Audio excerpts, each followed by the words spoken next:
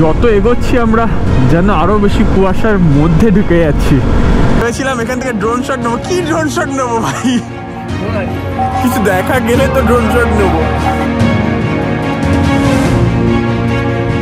प्रधानमंत्री का प्रोग्राम है। ও আচ্ছা, যাও ভাই, একটুখানি ফ্লো ধরে নিয়েছিলাম, এই জ্যামে ফেসে আবার লেট হয়ে যাচ্ছে আমাদের।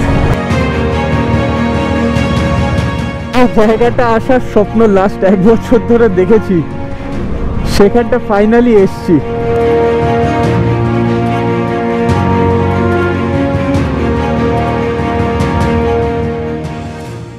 হ্যালো এভরিওয়ান, তোমাদেরকে সবাইকে স্বাগত আর একটা নতুন ট্রাভেল সিরিজে। তোমরা দেখেছিলে লাস্ট আমরা ট্রাভেল সিরিজ করেছিলাম অরুণাচল প্রদেশে, আর তখনই তোমাদের বলেছিলাম আমরা নভেম্বর মাসে খুব একটা সুন্দর রোড ট্রিপে বেরোতে চলেছি, আরসি নিয়ে যাচ্ছি এবারের ট্রিপে। আর দেখতে পাচ্ছ এখন ঘড়িতে, সরি এখানে এই রুমে এখন ঘড়ি নেই, এখানে ঘড়ি আছে, এখন সময় হয়ে গেছে 9:30, আর এখান থেকে এখন বেরোচ্ছি আমার বাড়ি থেকে। তো এই মুহূর্তে পুরো অগোছালো হয়ে আছে ঘরটা, তো একদম নিচে যাচ্ছি, লাগেজ অলরেডি বেঁধে নিয়েছি। মৈনাকদা আমার সাথে এই ট্রিপে যাচ্ছে, আর এই ট্রিপে কিছুটা রাস্তা অবধি আমাদের সঙ্গ দিতে চলেছে স্বপ্নীল, আমাদের সাথে নর্থ বেঙ্গল গেছিলো, আশা করি তোমরা দেখেছিলে। তো এখান থেকে আমরা বেরোবো, এখান থেকে আজকের জার্নি হচ্ছে আমাদের নেপাল, আশা করছি ক্রস করে যেতে পারবো, যতটা যেতে পারি যাবো, কারণ আমাদের অলরেডি প্ল্যানটা 2 দিন একটু ডিলে হয়ে গেছে, কারণ আমাদের এখানে জগদ্ধাত্রী পুজো ছিল, তো সেই জন্য একটু লেট হয়ে গেছে আমার বেরোতে। তো এখান থেকে আমি বেরোচ্ছি, একদম মোটর ব্লগিং সেট আপে দেখা হচ্ছে। তো আমি ভেবেছিলাম এখানে 3-4 জন থাকবে, কিন্তু এসে গেছে এরা এতজন, রাজা, অভিক, পল্লু বলবো না অন্য বলবো, তন্ময়, দীপু, আলয়, নুনুরাগ আর সৌরভ। সবাই তোকে নুনুরাগ বলেই জানে। তো ওখানে মৈনাক দ্বারা দাঁড়িয়ে আছে, আর অনুরাগ ছাড়তে এসেছিল। চ ভাই, টাটা। হ্যাঁ হ্যাঁ ভাই চলে এসছে। আরে মুখটা খোলা, নর্থ বেঙ্গলের পরে তো সবাই তোকেই মিস করছিল ট্রিপে। এই তো হাত নাড়ানো নীল, এই মৈনাকদা চলে এসছে। চলো 6 সার্কিটস নেপাল। এই যে অনুরাগ ছাড়তে এসেছিল। তো আজকের প্ল্যানটা একটুখানি বলো, রুট প্ল্যান এখান থেকে একদম সোজা ডালখোলা থেকে লেফট হয়ে তোর পূর্ণিয়া, ফরবেজগঞ্জ, দরভঙ্গা, মুজফ্ফরপুর, মতিয়ারি, রক্সল। 100 কিলোমিটার মতো বেশি পড়ে ওই রুটটার থেকে, কিন্তু এই রাস্তাটা নতুন, দেখা যাক কিরকম। আশা করছি ভালোই হবে।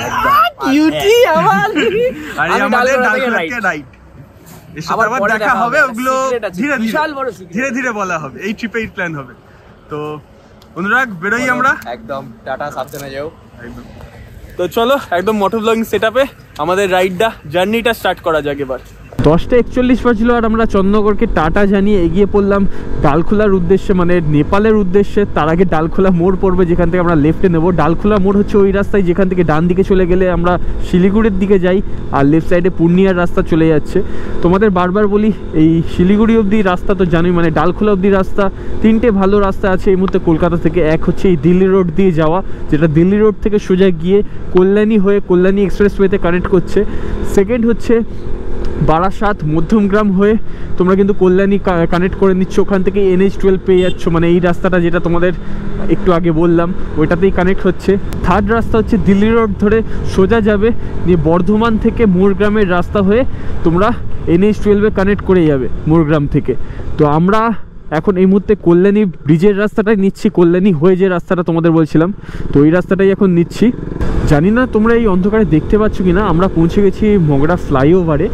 এখান থেকে সোজা যে রাস্তাটা, মানে দেখো লেফট সাইড দিয়ে আমরা যে সোজা টার্ন নিচ্ছি এই ফ্লাইওভার হয়ে, এখান থেকে সোজা যাওয়া মানে আমরা কিন্তু পৌঁছে যাচ্ছি কল্যাণীর দিকে। এখান থেকে তার আগে একটা নেবেই বাঁহাতে রাস্তা ঢুকে যায়, যেটা তোমাদের কালনা হয়ে নবদ্বীপ হয়ে কৃষ্ণনগরে কানেক্ট করবে, যেখান থেকে NH12 তোমরা পেয়ে যাবে, বা NH34। আদিকের রাস্তাটা দেখছো, এটাই কিন্তু চলে যাচ্ছে কালনা হয়ে নবদ্বীপ হয়ে কৃষ্ণনগরের দিকে, আর আমরা এখন ওই সোজা যাচ্ছি। বাড়ি থেকে ট্রিপ মিটারটা তো 0 করেই বেরিয়েছিলাম, তো যেটা ফুয়েল রেঞ্জের মিটার ট্রিপ 2 ওটাও 0 করে নিলাম এখান থেকে। 1:27 বাজে ফাইনালি পেট্রোল পাম্প থেকে ফুল ট্যাঙ্ক তেল করে পুরোপুরি বেরিয়ে গেলাম। আর এখান থেকে 2 কিলোমিটার পর কল্যাণী এক্সপ্রেসওয়ে, তারপর আমাদের পুরো টানা চালানো শুরু হবে কৃষ্ণনগর অবধি ইচ্ছা আছে। চলে এসেছি দেখো কল্যাণী হাইওয়ের এখান থেকে আমাদের বাঁদিক নিতে হচ্ছে। কৃষ্ণনগর এখান থেকে তোমাদের যেরকম বলছিলাম 54 কিলোমিটার মতো ডিস্টেন্স আছে। এখান থেকে সোজা রাস্তাটা গিয়ে কানেক্ট করছে আমাদের NH12-এ। আমরা এখন NH12-এ এখান থেকে কানেক্ট করতে চললাম। খুব ভালো টাইমে NH12 আমরা কানেক্ট করে যাচ্ছি। এখন 1:32 বাজে।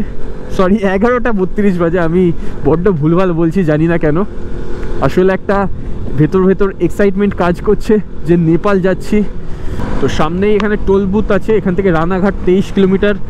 আর তোমাদের যেরকম বলছিলাম ভেতর যে এক্সাইটমেন্টটা কাজ করছে নেপাল যাওয়ার জন্য, তার কারণ একটাই, এর আগে কিন্তু অনেকবার নেপালের প্ল্যান করেছিলাম, বিশেষ করে লাস্ট ইয়ার 2023-এ 3বার নেপালের প্ল্যান করেছিলাম, 3বারই কিন্তু আমার নেপাল রাইড ক্যান্সেল হয়েছিল।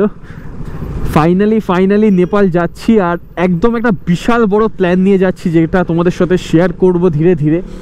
আপাতত তোমাদের যেরকম বলছিলাম, আপাতত ফার্স্ট জেনে রাখো আমরা রুবি ভ্যালি এন্টার করতে চলেছি। অনেকেই হয়তো জানো না নামটা, খুব সুন্দর জায়গা, কারণ মোটোভ্লগ খুব একটা তোমরা দেখবে না। খুবই সুন্দর জায়গাটা, কিন্তু তোমরা যখন পৌঁছাবো ওই জায়গায় তোমরা ভিউ দেখে মুগ্ধ হবে, এইটুকুনি গ্যারেন্টি। তোমরা অনেকেই ভাবছো নেপাল যাওয়ার জন্য আমরা কেন ডালখোলা হয়ে যাচ্ছি। তো দেখো, নেপাল যাওয়ার জন্য কিন্তু রাক্সল বর্ডার আছে, আমাদের শিলিগুড়ি থেকে পানি ট্যাঙ্কি বর্ডার আছে, এছাড়াও কিন্তু বিহার থেকে আরও 2-3টে বর্ডার আছে।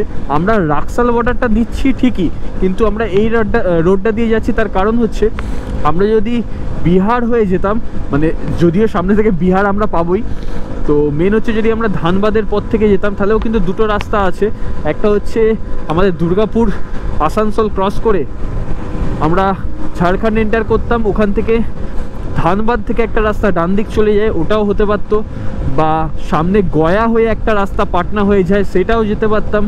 বাড়ি থেকেও একটা রাস্তা যায়, বা আরেকটা ধোবি থেকেও যায়। তো এই কটা রাস্তা আছে যেটা গিয়ে মুজাফফরপুরেই কানেক্ট করে, পাটনা হয়ে কানেক্ট করে। তো আমরা ওই রাস্তা দিয়ে যাচ্ছি না, কারণ অনেকটা করে রাস্তা সিঙ্গেল লেন রোড আছে ওতে। আর এইটা দিয়ে কিন্তু ভালো 4 লেন হাইওয়ে পাবো, কিছুটা সিঙ্গেল লেন রোড পাবো ঠিকই, কিন্তু বেশিরভাগটা 4 লেন রোডই পাবো। তাই জন্যই আমরা এই রাস্তাটা বেছে নিয়েছি। এই জায়গাটা দেখে তো তোমরা বুঝতে পারছো আমরা কৃষ্ণনগর ক্রস করেছি। আর আমরা এখান থেকে কিন্তু মানে যেটা আগে নবদ্বীপ হয়ে যখন আসতাম, যে টানেল ক্রস করার পর NH-34 এন্টার করতাম, আমরা কিন্তু ওই জায়গাটাই ক্রস করলাম। আর আমরা এখন সোজা চলে যাচ্ছি বহরমপুরের দিকে, বা বেথুয়া বাড়ি না এরকম কিছু একটা নাম, বেথুয়া বাড়ি যতদূর সম্ভব নামটা। আর তারপরে আছে বহরমপুর টাউনে আমরা সত্যি পুরো ট্রিপে বাওয়াল করেই ছাড়বে। তো যদি নেপাল যেত আমাদের সাথে তাহলে তো মজা চলে আসতো পুরো ট্রিপটায়। এই মুহূর্তে আমরা বেথুয়া ডৌরি জাস্ট ক্রস করেছি। আমরা টোটাল ওই 85 কিলোমিটার মতো রাইড করেছি। কল্যাণীর যে পেট্রোল পাম্পটা থেকে আমরা দেখলে তেল ভরেছিলাম, ওখান থেকে 85 কিলোমিটার রাইড করেছিলাম। এখানে নীল নাচতে শুরু করে দিয়েছে, এখানে প্যারে লাল চলছে এখন। এখন শ্যামলি টানা হবে, দাঁড়াও। ঠিক আছে, তো আমরা চায়ের পর এখন কেক খাচ্ছি, হালকা খিদে পেয়ে গেছিল সবার, এনার্জি নিচ্ছি, শ্যামলি টানবো। দাঁড়াও, এতক্ষণ রাইড তো ভালোই হলো। রাস্তা কেমন পেলি বল? দাদা এই টুকটা মিচকে হনু একটা, এ ভাবছে মিচকে হনু কিছু বলে না, মনে মনে হাঁটতে টাকা না, এটা কি হাঁটো না ঠিক করে। তো এটা খেয়ে বেরিয়ে যাবো কিছুক্ষণ। এবার তো খেয়ে দিয়ে আমরা বেরিয়ে গেলাম। বহরমপুর এখান থেকে আর 60 কিলোমিটার মতো বাকি আছে। আর আমাদের ইচ্ছা আছে একদম বহরমপুর বাইপাস হয়ে ক্রস করে একদম ফারাক্কার কিছুটা আগে দাঁড়ানোর, তখন পেট্রোলটাও আমাকে ভরতে হবে। বাড়ি থেকে বেরিয়ে 190 কিলোমিটার মতো রাইড করে চলে এসেছি বহরমপুর বাইপাসে। এখান থেকে দেখো একটা রাস্তা বাঁদিকে চলে যাচ্ছে, এই বাঁদিকের রাস্তাটা চলে যাচ্ছে বহরমপুর টাউনের দিকে। এখান থেকে বহরমপুর টাউন ওই 7 কিলোমিটার মতো ডিস্টেন্স আছে।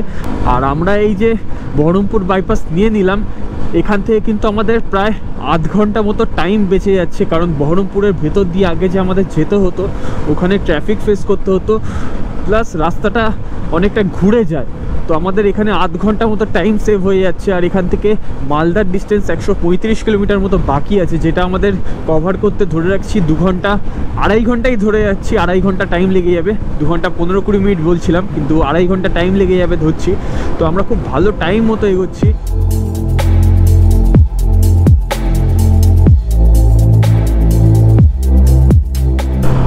এই বাঁদিক দিয়ে একটা রাস্তা চলে গেছে দেখতে পাচ্ছ তোমরা, এটাই কিন্তু সোজা চলে যাচ্ছে বর্ধমানের দিকে। মানে তোমরা যারা বর্ধমান থেকে আসছো, তোমাদের যে স্টার্টিংয়েই একটা বলেছিলাম রাস্তা, দিল্লির NH2 ধরে বর্ধমান থেকে মোরগ্রামের রাস্তা, এটাই ওই জায়গাটা। আমরা এখন মোরগ্রামে চলে এসেছি। তোমরা যারা বর্ধমান সাইড থেকে আসছো তারাই মোরগ্রামে এসেই কানেক্ট করবে, নিয়ে কিন্তু এখান থেকে বাকি রাস্তাটা একদম সেম পাবে। আর এই অবধি কিন্তু মোরগ্রাম অবধি রাস্তা খুব ভালোই মেনটেন করা আছে।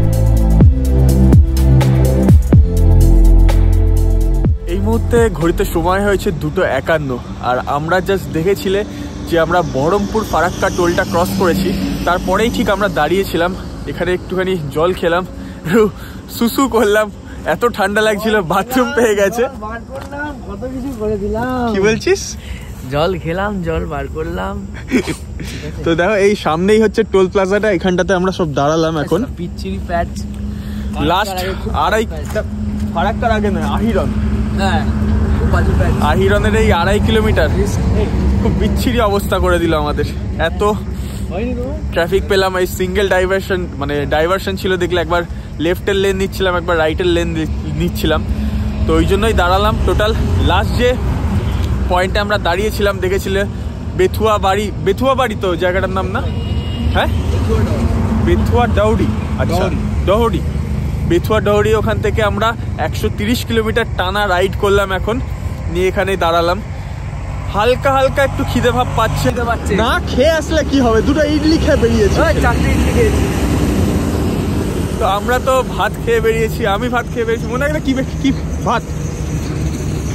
তো আমরা তো ভালো মতো ডিনার করে বেরিয়েছিলাম, বেচারা খাইনি, তাও কিন্তু আমাদের হালকা খিদে পেয়েছে। তো ইচ্ছা আছে এখন, মনে হয় না পারদেশি খোলা পাবো, কি বলো? হ্যাঁ, পারদেশি খোলা পেয়ে যাবো। না, মনে কর আগের বার নর্থ বেঙ্গল থেকে আমরা যখন ফিরছিলাম, আমরা কিন্তু বন্ধ দেখেছিলাম 11:30টার সময়। ঘড়িতে এখন সময় হয়েছে 3:44 আর আমরা দেখো এন্টার করে গেছি ফারাক্কা ব্যারেজে। তোমাদের যেরকম বারবার বলি, আমরা কিন্তু ফারাক্কা ব্যারেজ ক্রস মানে আমরা মুর্শিদাবাদ থেকে মালদায় এন্টার করে যাচ্ছি। টোটাল 3 কিলোমিটার মতো লম্বা কিন্তু এই ফারাক্কা ব্যারেজটা। আর এই ফারাক্কা ব্যারেজে সাথে সাথে কিন্তু আরও একটা রাস্তা কিন্তু নতুন এখন তৈরি হচ্ছে এর পাশেই, যেটা ওপেন হয়ে গেলে কিন্তু এই ট্রাফিকটা আর পাবো না আমরা আশা করছি। তার কারণ ওটা দেখে যা মনে হচ্ছে 4 লেন রোডই করছে, মানে 2টো আলাদা আলাদা লেন করছে, যেটুকুনি দেখে আপাতত মনে হয়েছে। টোটাল 109খানা গেটের মধ্যে থেকে এখনো অবধি আমরা 29 নম্বর গেট আমরা ক্রস করলাম। আর এই মুহূর্তে কিন্তু যেটুকুনি দেখতে পাচ্ছি খুব একটা জলের পরিমাণ নেই। ভোর 4:10 বাজলো এখন, আর আমরা মালদা বাইপাসে কিন্তু এন্টার করে গেছি। বাঁদিকের রাস্তাটা চলে যাচ্ছে মালদা টাউনের দিকে। পরদেশি ধাবা থেকে ওই 2.5 কিলোমিটার মতো এগিয়ে আমরা ফাইনালি একটা খাবারের দোকান পেয়ে গেলাম। এখন 4:30 বাজে ভোর, আর দেখে নাও এই ধাবাটায় আমরা খেতে দাঁড়ালাম। নাম হচ্ছে রাজপথ হোটেল, আর একদম হাইওয়ের উপরেই, তোমরা বুঝতে পারছো। তো এখান থেকে মইনাকদা কি অর্ডার করলে?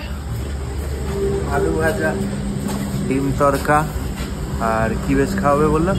ওই ভুজিয়া টুজিয়া করে দেবে, যা পারো দিয়ে দাও। আর ভাই ঘুম ভাঙবে তো তোর? না ভাঙবে না, গলা ব্যথা করছে, বহুত ঠান্ডা, গলায় কিছু জড়া না, সব ভেতরে আছে। তো ঠিক একদম ভালো সময়তে আমরা দোকান পেয়ে গেলাম, মানে ধাবা পেয়ে গেলাম, কারণ খিদের চোটে কিন্তু আর থাকা যাচ্ছিল না। এবার অ্যাসিড হতে শুরু করে দিত। তো এখানে আমাদের বাইকগুলো সব পার্ক করে নিয়েছি আমরা, খুব সুন্দর কিন্তু দেখতে লাগছে 3টে বাইক। কিন্তু দুর্ভাগ্য এই বাইকটা নেপাল যাচ্ছে না আমাদের সাথে। নেপাল যাচ্ছে কিন্তু এখন না, পরে যাবে কিছুদিন পর। আপাতত এই দুটো যাচ্ছে, যাচ্ছে কিন্তু কিছুদিন পর যাচ্ছে। এসে গেছে আমাদের খাবার, রুটি, এগ তরকা আর আলু ভুজিয়া।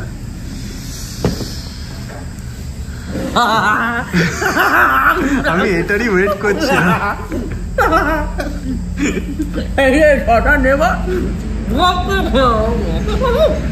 5:35 বাজে এখন, আর আমরা এখান থেকে খেয়ে বেরোলাম, একটু রেস্টও নিলাম।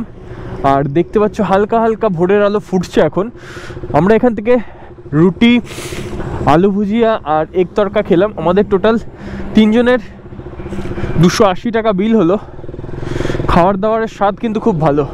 পিছনের সব ধাবাই কিন্তু বন্ধ ছিল, একমাত্র এই ধাবাটাই খোলা ছিল। তো তোমরাও যদি রাতে ক্রস করো এখানে খাবার পেয়ে যাবে। পারদেশি ধাবা ক্রস করার পর 1 থেকে 1.5 কিলোমিটার পরেই তোমরা এই ধাবাটা পেয়ে যাবে। আমাদের এখান থেকে এবার রায়গঞ্জের দিকে যেতে হচ্ছে, তবে রায়গঞ্জ টাউনে আমরা উঠবো না, তার আগেই রায়গঞ্জ বাইপাস আছে, রায়গঞ্জ বাইপাসে উঠবো। রায়গঞ্জ শহরকে বাইপাস করে আমরা সেটা গিয়ে কানেক্ট করব বোতলবাড়ি বাইপাসের ওপর।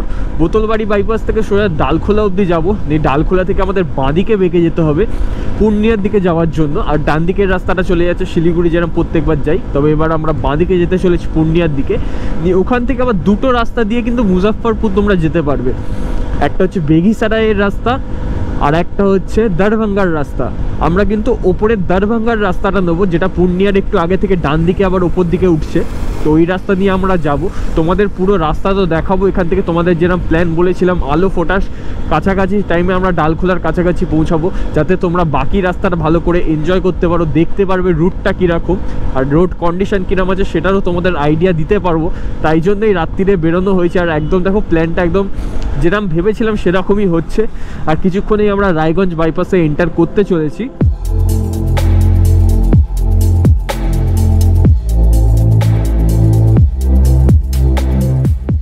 রাস্তা আশা করি বুঝতে পারছো পুরো কুয়াশায় ঢেকে আছে এই মুহূর্তে।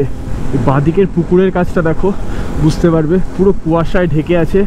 আর বেশ ভালো রকম এই মুহূর্তে ঠান্ডা লাগছে, বিভৎস জোর, কিন্তু এবার ঠান্ডা লাগছে, বিচ্ছিরি রকম ঠান্ডা লাগছে, কাঁপছি পুরো। উইন্টার লাইনারগুলো সব পিছনের ব্যাগের ভেতরে আছে বলে বের করতে পারছি না।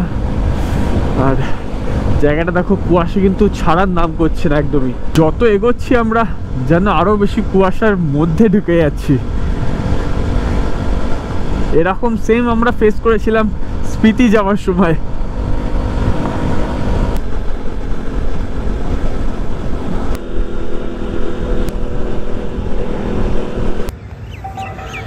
এই হচ্ছে তোমাদের যেরকম দেখাচ্ছিলাম, কিচ্ছু দেখা যাচ্ছে না, ওই জন্য আমাদের দাঁড়াতে হলো বাধ্য হয়ে।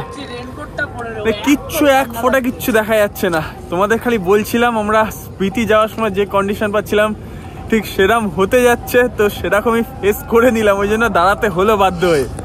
একটা জিএস গেল হুট করে বুম বুম করতে করতে। হবে, আমাদেরও হবে একদিন। তো 3টে বাইক এখানে আমরা সাইড করে দাঁড় করিয়ে দিয়েছি অলরেডি। আর দেখো কিচ্ছু তোমরা দেখতে পাচ্ছ না, বুঝতে পারছো? ভেবেছিলাম এখান থেকে ড্রোন শট নেবো, কি ড্রোন শট নেবো ভাই, ড্রোন হারিয়ে যাবে। কিছু দেখা গেলে তো ড্রোন শট নেবো। সামনেই ডালখোলা আছে, আর এখান থেকে 50 কিলোমিটার খুব জোর হবে ডালখোলা। 1 ঘন্টায় আমরা ঢুকে যাবো। এখন অলরেডি 6:40 বাজতে চললো। ওই যে অ্যাডটা ছিল না, और जनाब क्या चल रहा है, फॉग चल रहा है, সত্যি ফগ চল रहा है ভাই, কিছু দেখা যাচ্ছে না, কোনো ভিজিবিলিটি নেই। এখানে বেশ কিছুক্ষণ দাঁড়িয়েছিলাম কিন্তু বেরিয়ে গেলাম, কারণ ফগ তো কমার নাম নিচ্ছে না। তো বেকার দাঁড়িয়ে টাইম নষ্ট করে লাভ নেই, ধীরে ধীরে এগোতে থাকি। ডালখোলা মোড় থেকে আর সামান্য কিছু কিলোমিটার পিছনে আছি, হয়তো 8-9 কিলোমিটার মতো হবে। এতক্ষণ চালালাম, তাও তোমরা দেখতে পাচ্ছ ফগ কিন্তু একটুও কাটেনি, উল্টে আরও বেড়ে গেছে। জানি না ডালখোলা থেকে নামার পরে কি ফেস করব। ডালখোলা থেকে নামার পর যদি এরম ফগ থাকে তাহলে তো আরও চাপ হয়ে যাবে, কারণ এই রাস্তা তবু একটু তুলনামূলকভাবে ফাঁকা থাকে আর রাস্তা জানি ভালো কন্ডিশনে। ওই দিকের রাস্তার সম্বন্ধে কোনো আইডিয়াই নেই কেমন কন্ডিশনে আছে রোড। 7:30 বাজে এই মুহূর্তে, আর দেখলে কিরম কুয়াশার মাঝখান দিয়ে আমরা এলাম। ফাইনালি ডালখোলা পৌঁছে গেছি। আমার পিছনে দেখো এখানটা ডালখোলা মোড়টা, এখান থেকে শিলিগুড়ির জন্য আমরা ডান দিক নিই আর এখন বাঁ দিক নেবো। আর এখানে দাঁড়িয়ে আমরা চা খাচ্ছি। আমি ডান দিক নেবো, তুই ডান দিক নিবি। শিলিগুড়ি যাবি তো ডাইরেক্ট সিকিম? বলতে নেই ওসব। দেখছিলে বিচ্ছিরি রকম কুয়াশা পাচ্ছিলাম, তাই জন্য বিচ্ছিরি রকম বলবো, তার কি বলবো। কিলোমিটার কুয়াশা ভাই, 65 বলছে আজকে প্রথম কুয়াশা। এখানে আমাদের লাখ এই সিজনের ফার্স্ট কুয়াশা বলছে আজকে, তাই জন্য অত পুলিশ ছিল আজকে। আরে পুলিশ ছিল কি, মাঝখানে তো ব্যারিকেড দেওয়া, ও তো পুলিশ বেকায়দায় কেউ আসলে সোজা ঠুকবে ব্যারিকেড। ব্যারিকেড না দিয়ে কোনো লাইট ফাইট লাগবে। ঠান্ডার পরেই চাটা খেতে ভালো লাগছে। এখন আর এখান থেকে নীল এখান থেকে শিলিগুড়ি যাচ্ছে। ওয়েট করবি তো আমাদের জন্য?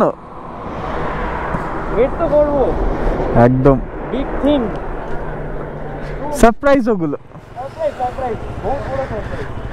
তো আমরা এখান থেকে বাঁদিক যাব আর নীল চলে যাবে ডান দিকে। টাটা ভাই, সাবধানে যাও।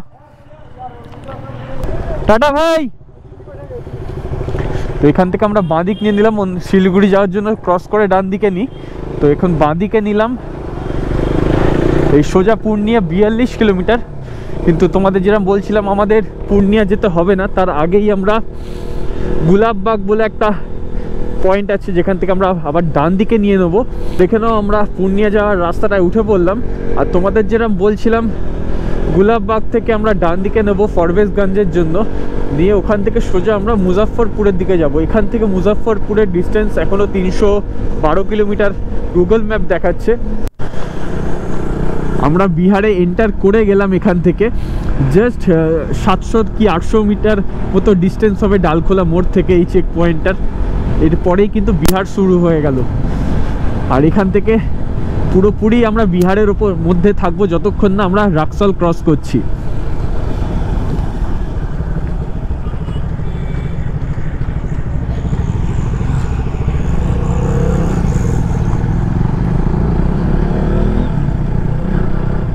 তো এখানে সব চেক হবে নাকি?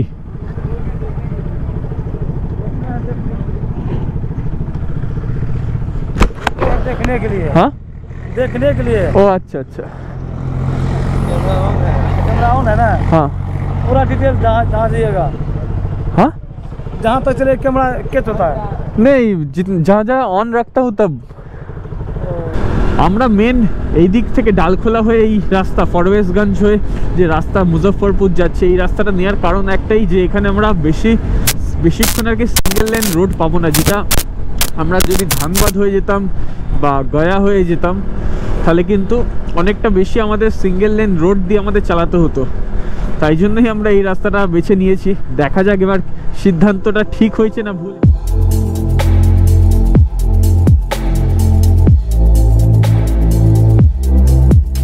তো দেখো আমরা ওই মোড়টায় চলে এসেছি। এখান থেকে বাঁদিকে বাগুসারাই আর ডান দিকে দারভাঙ্গা, এই দুটো দিক দিয়েই তোমরা মুজাফফরপুর যেতে পারো। কিন্তু আমরা এই ডান দিকের রাস্তাটা নিচ্ছি দারভাঙ্গার দিকে।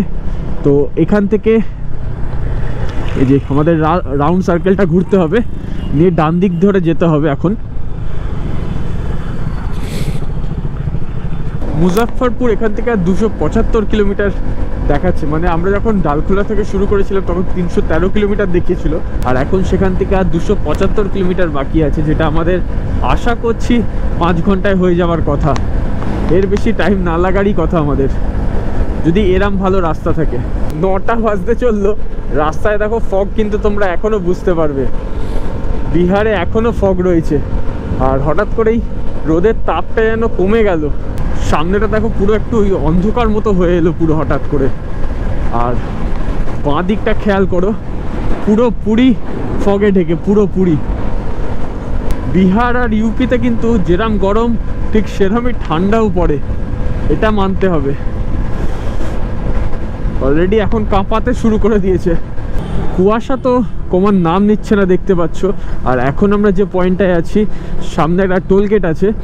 তো এখান থেকে ফরবেজগঞ্জ এখনও 29 কিলোমিটার বাকি আছে, পিছনে মাইলস্টোন দেখলাম। আর সামনে দেখি এই টোল প্লাজার কোনো নাম আছে কি না। আমরা এটা বিহারে ঢোকার পর থেকে সেকেন্ড টোল প্লাজা ক্রস করছি, আর আজকের দিনের 7 নম্বর টোল প্লাজা এটা ক্রস করব। এখানে দেখছি, দাঁড়াও, আমার মনে হচ্ছে কোনো নাম লেখা নেই। না, এই টোল প্লাজায় তো কোনো নাম লেখা নেই এই দিক দিয়ে, তাই তোমাদের সাথে শেয়ার করতে পারছি না। তবে এটা ফরবেজগঞ্জ থেকে আর 28 কি 30 কিলোমিটারের ভেতরে আর কি, পিছন দিকে। রাস্তা এখনও সত্যি খুব ভালো পাচ্ছি। বিহারে 106 টাকা 57 পয়সা করে লিটার যাচ্ছে। তো দেখি কত লিটার তেল ধরে আমার। 270 কিলোমিটার বাইক চলে গেছে অলরেডি। তো 7.48 লিটার তেল ধরলো, 800 টাকা। 10টা বাজলো আর আমরা এই পেট্রোল পাম্প থেকে বেরোলাম। মোটামুটি একটা 20 মিনিটের কাছাকাছি ব্রেক নিয়েছিলাম, একটু ওয়াশরুম গেছিলাম, আর বাড়িতেও একটুখানি জানালাম কোথায় কি আছি না আছি। তো এখান থেকে ম্যাপে দেখছিলাম এখান থেকে রাক্সাল বর্ডার দেখাচ্ছে আর 310 কিলোমিটার মতো, যেটা আমাদের 7 ঘন্টার কাছে টাইম লাগবে। আর মুজফ্ফরপুর 200 কিলোমিটারের কাছাকাছি বাকি আছে। আমাদের মানে মুজাফফরপুর থেকে রাক্সালের ডিস্টেন্স ওই 100 কিলোমিটার মতো। আমাদের যা টাইম দেখছি সেই হিসেবে 5টা-6টার ভেতর তো আমরা রাক্সাল ঢুকে যাচ্ছি। বেশ বড় একটা নদী আমরা কিন্তু ক্রস করছি, দেখো বিশাল কিন্তু এই ব্রিজটা। আর এই দিক দিয়ে একটা রেল ব্রিজ করা আছে ট্রেন যাওয়ার জন্য। আর এই মুহূর্তে নিচের নদীর স্রোতও কিন্তু প্রচুর বেশি আছে। এটা কি নদী ঠিক জানি না, তবে সোন নদী হতে পারে, কারণ বিহারের ওপর দিয়ে যে সোন নদী যায় সেটা কিন্তু প্রচুর বড়, তো এটা সোন নদী হতেও পারে, আমি ঠিক শিওর নই। যদি ভুল হয়ে থাকি প্লিজ কারেকশন করে দিও যদি কারো জানা থাকে। 11টা বাজে আর আমরা বিহারের আরও একটা টোল প্লাজা ক্রস করে নিলাম। এই নিয়ে বিহারের 4 নম্বর টোল আমরা ক্রস করলাম। আর সকাল থেকে আমাদের পুরো এই জার্নিতে আমরা 9 নম্বর টোল এটা ক্রস করলাম। মুজাফফরপুর থেকে 120 কিলোমিটার মতো পিছনে এই মুহূর্তে আমরা আছি। আর এখানে এই দোকানটা একটুখানি দাঁড়ালাম চা খেতে আর বিস্কুট খেলাম। পিছনে যে নদীটা ক্রস করলাম দেখলে তোমাদের বলছিলাম হয়তো সোন নদী, তো ওটা একটু ভুল বলেছি। ওটা কি নদী বেশ বললাম তোমার? কোসি রিভার। তো কোসি রিভার আমরা ক্রস করলাম, ওটাও কিন্তু নেপাল থেকে আসছে। আর এখন আমরা এদিকে আবার যাচ্ছি মুজাফফরপুরের দিকে, তবে মুজাফফরপুর ঢুকবো না, মুজাফফরপুরকে বাইপাস করব, নিয়ে মতিহারির দিকে যাব। এখান থেকে রাক্সালের ডিস্টেন্স এখনও অবধি 290 কিলোমিটার মতো দেখাচ্ছে, যেটা টাইম দেখা যায় 6 ঘন্টা। তো আশা করছি আমরা 4:30টার ভেতর ঢুকে যাবো রাক্সাল। কিন্তু তার আগে দুপুরে কোথাও তো অবশ্যই লাঞ্চ করতে দাঁড়াবো। আমরা যে লাস্ট পেট্রোল পাম্প থেকে তেল ভরলাম ওখান থেকে কিন্তু ননস্টপ 75 কিলোমিটার আমরা রাইড করে নিয়েছি। এখানে বেশ কিছুক্ষণ আগেই এসছি আমরা, অলরেডি 15-20 মিনিট মতো রেস্ট নিয়েছি। এবার বেরোবো। চোখ মুখের অবস্থা দেখে বুঝতে পারছো একটু ধুলোবালির জন্য এরকম অবস্থা হয়ে গেছে। তবে একদিকে ভালো সিঙ্গেল লেন রোড পাইনি এখনো অবধি, যেটা তোমাদের বলছিলাম, ওই জন্য একটু মনটাও ভালো লাগছে। কারণ সিঙ্গেল লেন রোড হলেই না বড্ড বেশি টায়ার্ড ফিল করতে শুরু করে দিই, কারণ এত ট্রাফিক থাকে আর ইচ্ছা চলে যায় যেন রাইড করার। তো এখানে এবার বেরোনো যাক, মোটর ব্লগিং সেটআপে বাকি কথা হচ্ছে। আদিকের ক্ষেতটা পুরো দূর দূর অবধি গোল্ডেন কালার হয়ে আছে। এটা যদি নীল আকাশ হতো খুব সুন্দর দেখতে লাগতো, কিন্তু দেখো ক্ষেতের ওপরে কিন্তু পুরো কুয়াশা বোঝা যাচ্ছে, তার নিচে এরকম গোল্ডেন কালার, মাঝে মধ্যে সবুজ। শুধু নীল আকাশটা মিস যাচ্ছে, শুধু নীল আকাশটা। পুরো একটা ফটো ফ্রেম তৈরি হয়ে যেত এটা।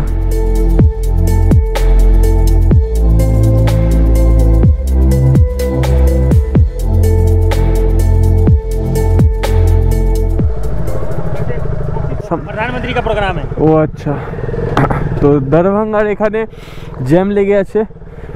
যাও বা একটুখানি ফ্লো ধরে নিয়েছিলাম, এই জ্যামে ফেসে আবার লেট হয়ে যাচ্ছে আমাদের। 1:12 বেজে গেল। আমরা মুজাফফরপুর থেকে 60 কিলোমিটার মতো পিছনে আছি না? জয় শ্রীরাম। 2000 years later 1:36 বাজে আর ফাইনালি আমরা এই ট্রাফিক জ্যাম থেকে বেরোতে পারলাম। অনেকটা আমাদের টাইম নষ্ট হয়ে গেল এখানে। ভেবেছিলাম আমরা 1টার ভেতর মুজাফফরপুর পৌঁছে যাব, কিন্তু এইখানে ট্রাফিকে যা ফেসে থাকলাম, মুজাফফরপুর তো দূরের কথা, সবে আমরা দারভাঙ্গা ক্রস করেছি। এটা 2:20 বাজে এখন। আর দেখলে আমরা কিছুক্ষণ আগে খুব বাজে রকম জ্যামে ফেসেছিলাম, যেহেতু এইখানে পিএম এসছিলেন, তো এই জন্য কিছু একটা ছিল, তো পুরো বন্ধ ছিল। জ্যামে আমরা প্রায় 1-1.5 ঘন্টার কাছে ফেসেছিলাম। তো তারপর বেরিয়ে আমরা শেষ অবধি ওই 20-25 কিলোমিটারের একটু বেশি রাইড করে এই দোকানটায় আমরা খেতে দাঁড়ালাম, কৃষ্ণ ধাবা বলে, কৃষ্ণ ধাবা রেস্টুরেন্ট। এর ভেতরে আমরা খেতে বসে পড়েছি, এখানে বাইকগুলো পার্ক করে দিয়েছি। তো অবস্থা পুরো এই জ্যামে দাঁড়িয়ে খারাপ হয়ে গেছিলো। মোটামুটি আমরা 10 মিনিট আগে এসেছিলাম, একটু মুখ চোখ দেখে বুঝতে পারছি একটু ফ্রেশ হয়েছি। আর বিভৎস এবার গরম লাগা শুরু করেছে। একটা ফোনে কথা বলছে, আমি অলরেডি বাড়িতে জানিয়ে দিয়েছি। এখান থেকে আমরা অর্ডার করেছি বাটার তন্দুরি আর চিকেন। আসুক তোমাদের দেখাচ্ছি। আমাদের খাবার এসে গেছে, বাটার তন্দুরি। আর এটা চিকেনের কি অর্ডার করেছিলেন? এটা চিকেন মশালা মোস্টলি। পিস তো ঠিকই আছে, টোটাল 4 পিস চিকেন আর দুটো করে রুটি। খিদে তো ভালো জলেই পেয়ে গেছিল। ভোর রাত্রিরে আমরা রুটি খেয়েছিলাম, তারপর এখন খাচ্ছি।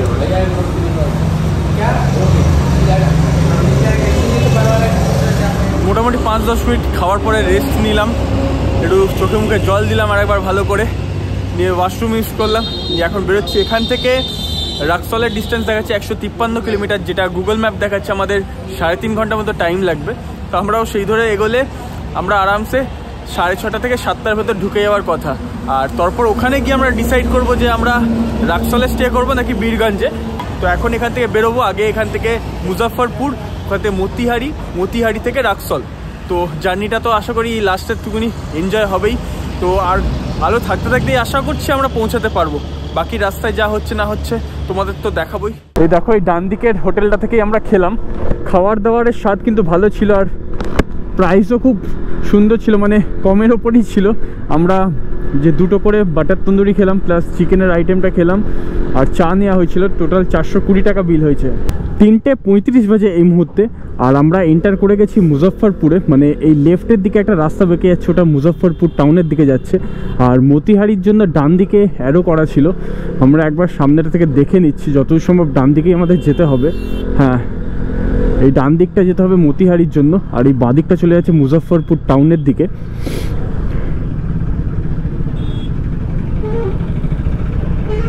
তোমরা যারা ধরো ওই বিহারের ওই গয়া ফয়া সাইড দিয়ে আসছো, বা বাড়িয়ে হয়ে আসছো, পাটনা হয়ে আসছো, মুজফ্ফরপুরের এখান দিয়েই কিন্তু তোমাদের তারপর ক্রস করে মতিহারির জন্য যেতে হবে। আমরা মেন রোডটাতেই উঠে পড়েছি, যেখানটা ওই দিক দিয়ে এলে কানেক্ট করতাম।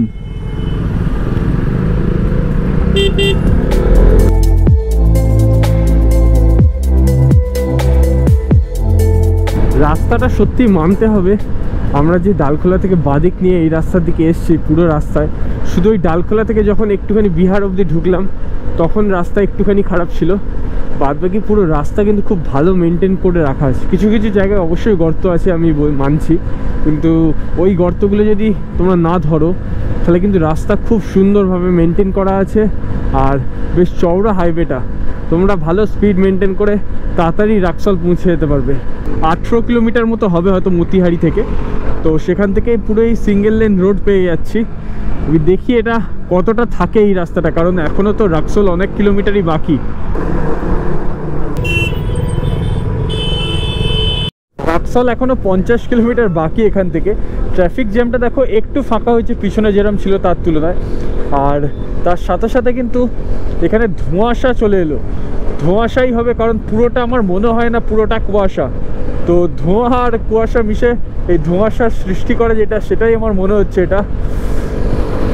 আর হালকা হালকা আবার ঠান্ডা ভাব শুরু হয়ে গেছে। এই ওয়েদারটা ভাল লাগছে, তার কারণ পিছনে যেরকম গরম লাগছিল দুপুরের দিকে, ওই গরমটা আবার নেওয়া যাচ্ছিল না।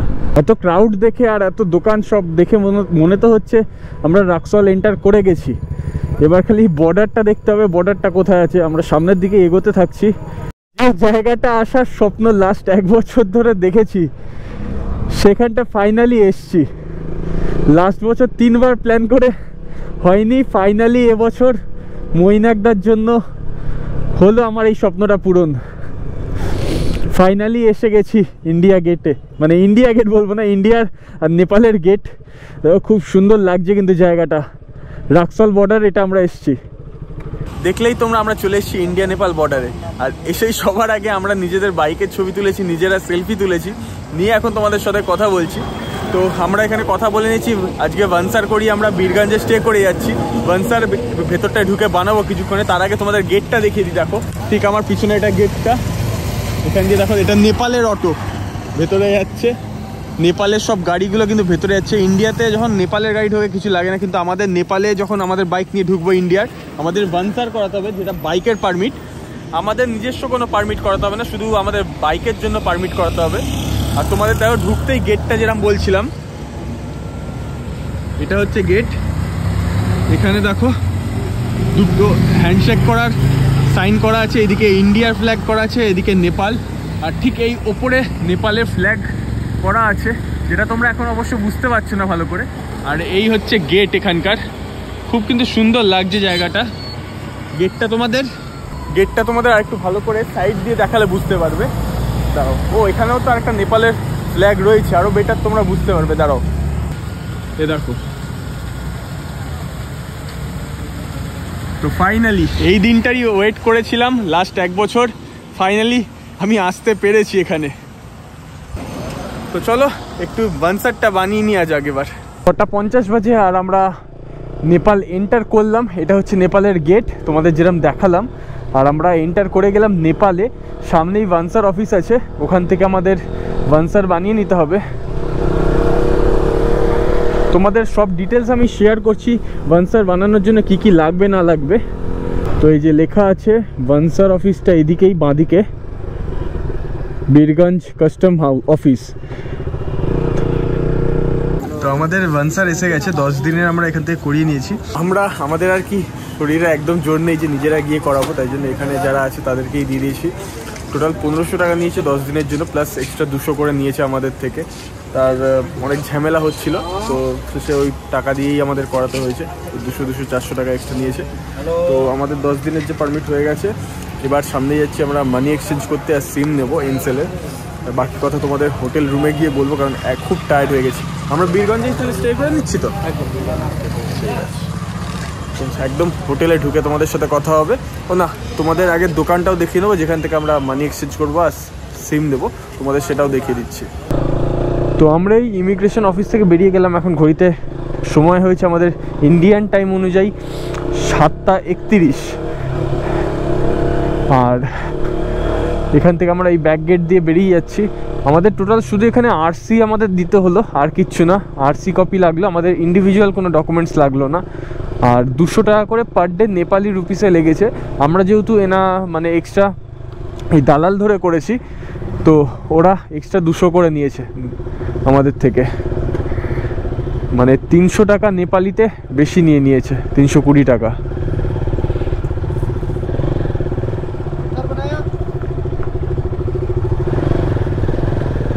তোমাদের যেরকম দেখালাম ওইটা হচ্ছে, ওই দিকটা হচ্ছে নেপালের গেট। আমরা ওখান দিয়ে ঢুকেছি, নিয়ে এখানে ভানসার অফিসে ঢুকেছিলাম।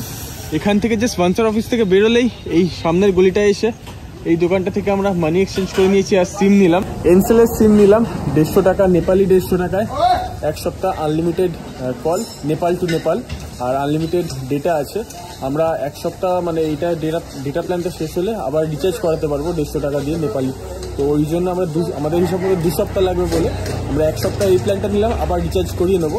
আর দাদাকে দেখে রাখো, চিনবে তো সবাই তোমরা বাইকাররা, তো দাদার কাছে চলে আসবে খুব তাড়াতাড়ি, তোমাদের সব ব্যবস্থা করে দেবে। আমরা মানি এক্সচেঞ্জও করে নিয়েছি দুজনে। তো এখানেই আমরা স্টে করে যাবো আজকে হোটেলে নিয়ে। তো তোমাদের সাথে একবার হোটেলে গিয়ে দেখা হচ্ছে, আর বাকি এখানকার যা প্রসিডিওর ছিল সব তোমাদের সাথে শেয়ার করছি। Good morning everyone. লাস্ট দিনকে হোটেলে ঢুকে না আর একদম এনার্জি ছিল না যে কিছু ভিডিও করব।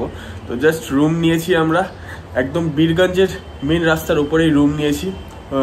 ওই একটা হোটেলের নামটা কি ছিল ভুলে গেছি, সাগর মাথা। তো এই সাগর মাথা হোটেল নিয়েছি, তোমাদের নিচ থেকে আমি দেখিয়ে দেবো হোটেলটা। আর এই ছিল আমাদের রুমটা, ছোটোর ওপর রুম, 2টো বেড আছে, ওয়াশরুমটাও ঠিকঠাক, গিজার আছে, তোমাদের দেখিয়ে দিচ্ছি। দেখো এই যে ওয়াশরুমটাও ঠিকঠাক আছে। এটা আমাদের নেপালি রুপিসে 1400 পড়েছে, 1400 নেপালি রুপিস। তো এখান থেকে আমরা আজকের জার্নি হচ্ছে এখান থেকে ধামচা তো ধুনচে, আচ্ছা। তো ধুনচের দিকে আজকের জার্নি। তো আজ থেকে আমাদের পাহাড়ে ওঠা কিন্তু শুরু হয়ে যাচ্ছে। তো তোমাদের নেক্সট ভিডিওতে এই জার্নিটা দেখাবো। তো এই ভিডিওটা কেমন লেগেছে অবশ্যই জানিও। আর এই ভিডিওর এন্ডিংয়ে আমি তোমাদের বাইরে থেকে হোটেলটা দেখিয়ে দিচ্ছি, প্লাস নেক্সট ভিডিওতেও ভালো করে হোটেলের রুমগুলোর সব ডিটেলস আমি দিয়ে দেবো। তো নেক্সট ভিডিওর জন্য ওয়েট করো। তো ততদিন tata, take care and good by.